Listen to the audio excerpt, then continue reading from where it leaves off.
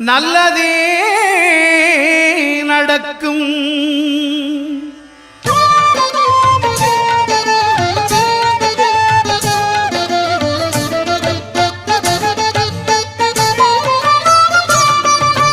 9 கோளும் ஒன்றாய் காண